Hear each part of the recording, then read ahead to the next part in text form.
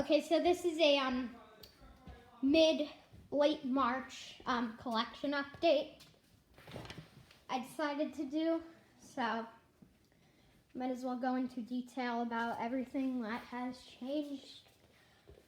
So first up, let's start on this side. So my plushie has been taken apart, my EA121 has been taken apart, my short groove has been taken apart, and I have gotten 3 new Kraus-Heinz visors. One is green, one is yellow, and then the other one's like painted yellow and green. These are, the visors have been shaded. Whatever. Yep, parts for the plushie, parts for the EA121, and Oscar.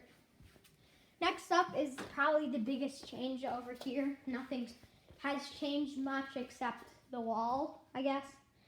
So I decided to put these up on the wall so it looks a little nicer. We got a very worn out stop sign. This interesting sign that says parking for X-ray vehicles, vehicle only. Should have an X, but not an X, an S at the end. But oh well, unless there's just one. Get down. And we have this one, a private parking sign. If you want, you can pause to read this.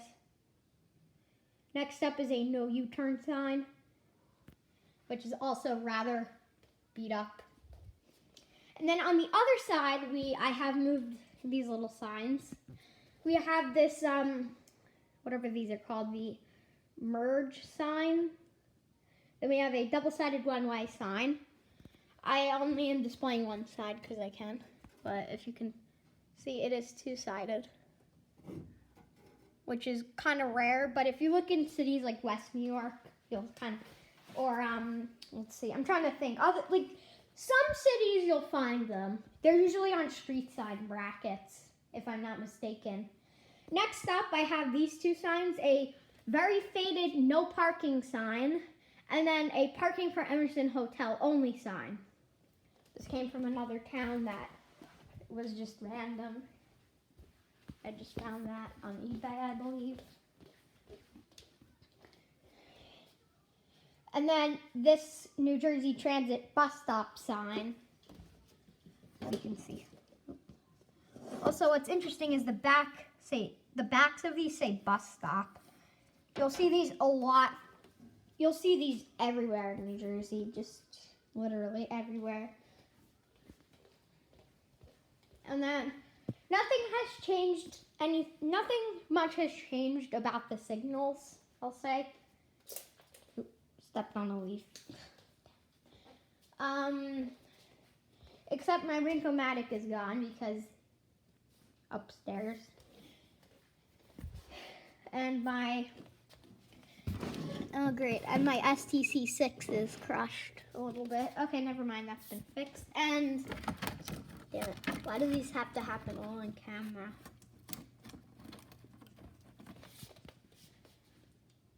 And the only reason why it says Newark is because that's a big town. So I just decided to pick Newark. So nothing has changed. Oops, I keep hitting that plant. Actually, no, nothing has changed. I was planning to move some signals around, but I decided not to because I don't know where to put them. But as you can see, I have my Tomcat here. My other Tomcat's over there.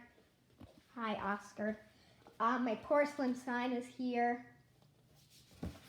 My teardrop bow thing probably weighs like 30 pounds, I will say, because of how heavy it is. There goes a clock.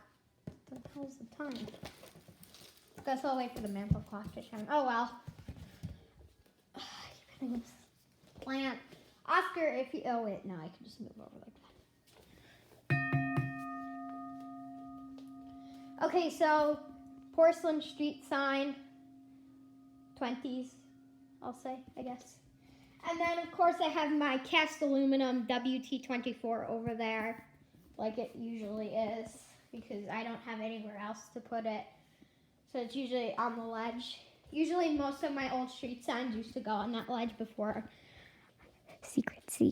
I snuck the 2 aluminum ones I have in my room. And they're under my bed, so I could keep them, I guess, in pristine condition. I don't know. But this one, they used to be laid here, as well as, no, that one, these were always on the couch. And then this Linwood Avenue one, this vintage style one, this is not vintage. It is a reflective one, I believe. Actually, no, it doesn't have a reflective border on it. I take that back. But it is new. So, that one is not. That one used to be over here, so that's why and then that's what kind of inspired me to put all these signs up here, I guess. So, next up, I guess I will show the traffic lights. So, first off, I'll start in this little area of the room. We have an 12-inch Eagle Olisig, which has been LED upgraded. Originally, it had a 12-inch LFE section up on this top right here, which I have removed and is now separate from the signal. And now it's a full Olisig. Next up is a 12-inch Eagle Durasig with a special 12-inch square lens in it that says 15. And my cat's doing some weird stuff. Yeah.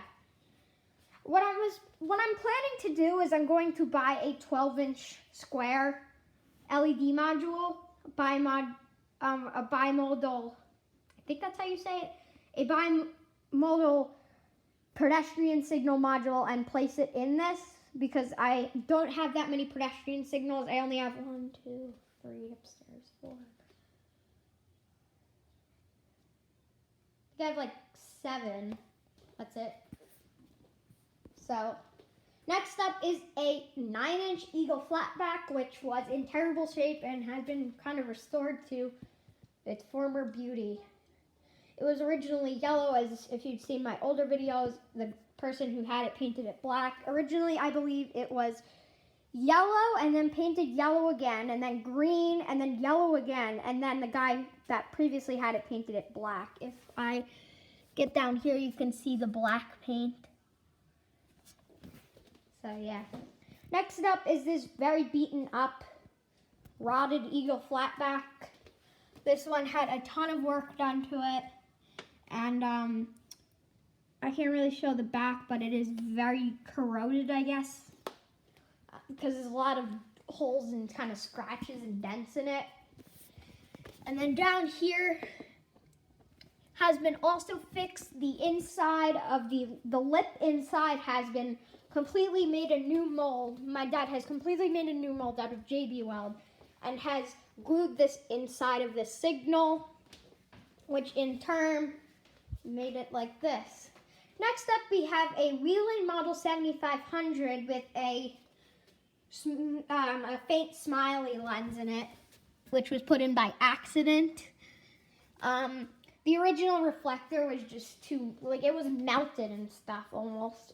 It was all warped and stuff, so that got replaced with a glass reflector and a pretty much a custom-made reflector assembly. And, yeah.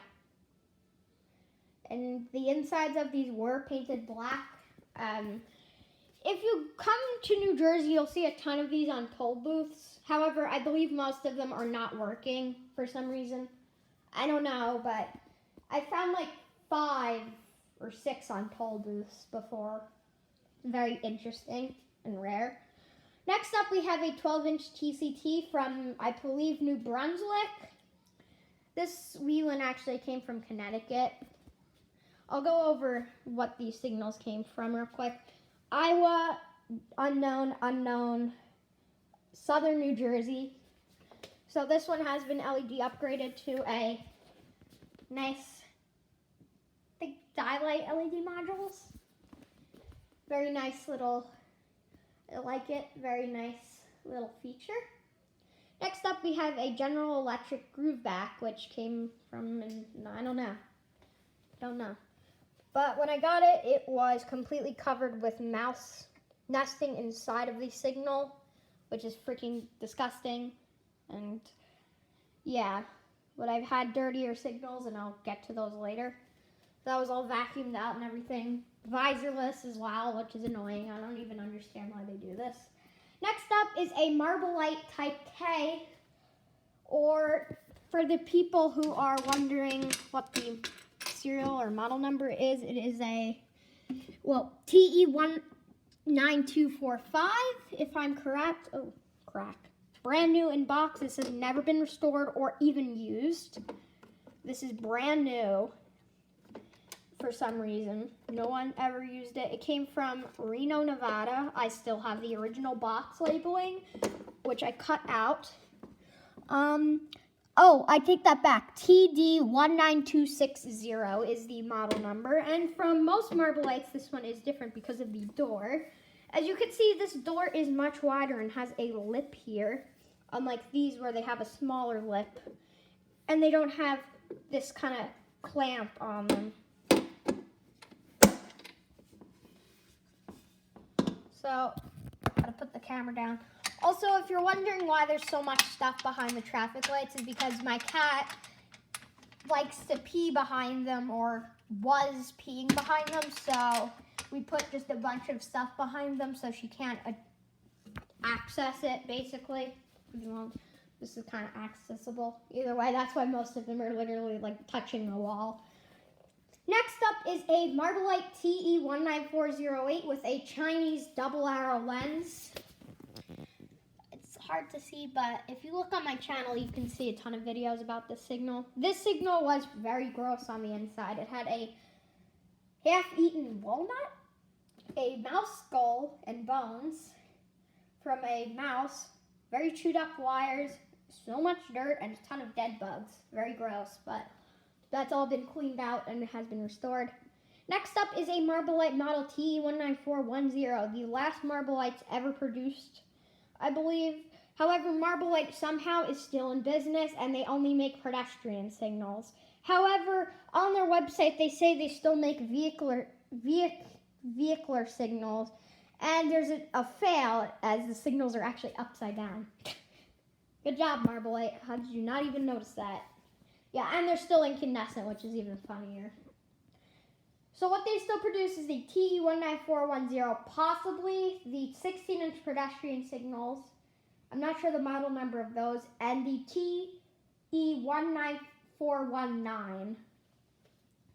So this one, I think, came from Ohio? I don't know. This one came from New York. Next up is a unknown, possibly GE Nolovix Milwaukee signal with no visors. This will get visors one day, because if you could see, there's dimples here. These dimples sign that there were visors, which are gone. Perfect shape, repainted, but still. And of course, came from Milwaukee, Wisconsin. No one knows who made these. It's a complete mystery. Next up is a T-Con, which came from Kentucky, I think? I don't know.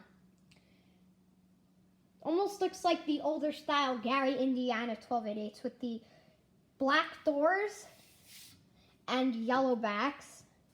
And believe me, I freaking hate that town because it is they just murder traffic lights constantly. Traffic lights are just being tortured there. It's unfreaking believable.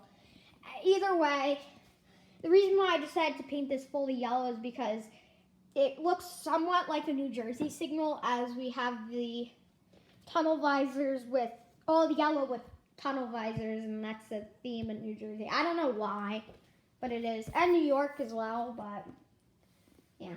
Next up is this homemade, I guess Econolite round door bullseye, to say the least, beacon. So there's nothing really much other than a lens and a visor and a piece of wood. Next up is an ICC 12-inch strobe beacon, which is brand new in box. Brand new in box. Very crazy. I don't really have much to say about this, but if you can see, we got glue all over the freaking place, and that's...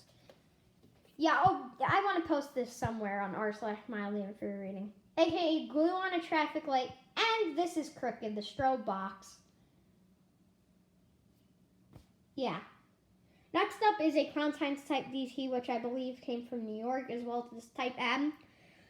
But upon further detailing, I believe these came from Plainfield, New Jersey, because this one used to have 2 reds, and there are some Type DTs, and there's a ton of Type DTs in Plainfield, New Jersey, with 2 reds, and most of them are gone, but there's still some remaining,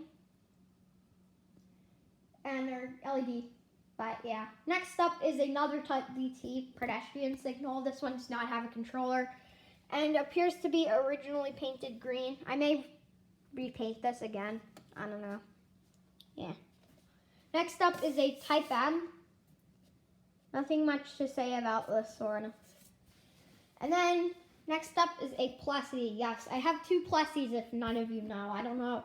My dad bidded on one instead of this one. This one was in horrible shape and had dented, like the inside was caved in. I'm not even sure how the hell you dent a traffic light. Literally, if you take a hammer, they'll just possibly crack, or most likely crack, because it's very hard to cave in a signal. I'll tell you that for sure. Usually they crack whenever they hit the ground. Like this one, I got this from eBay, and according to the seller,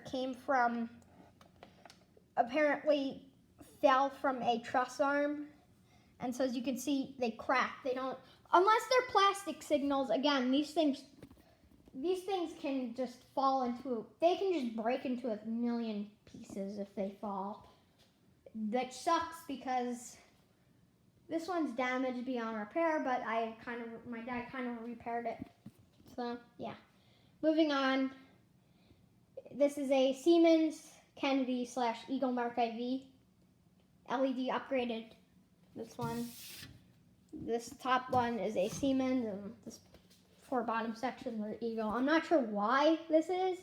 Kind of like the old Sig. I'm not exactly sure why that exists or why that happened, but it did.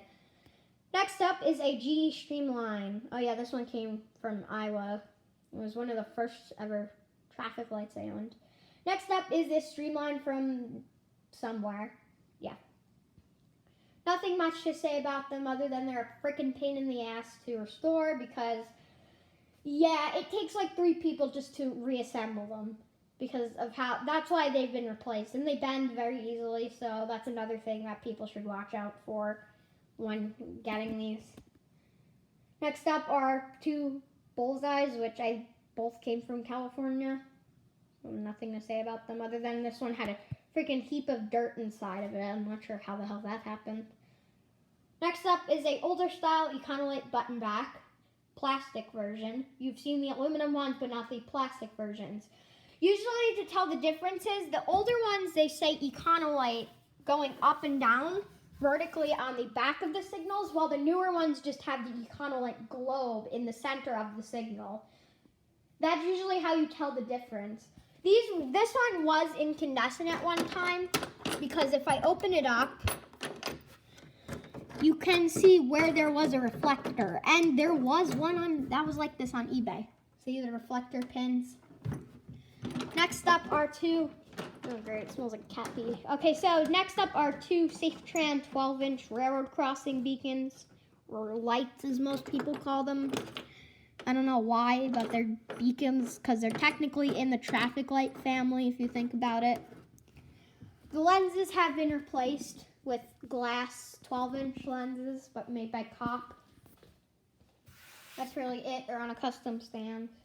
Next up is a 8-inch SafeTran signal, which also came from New Jersey, but probably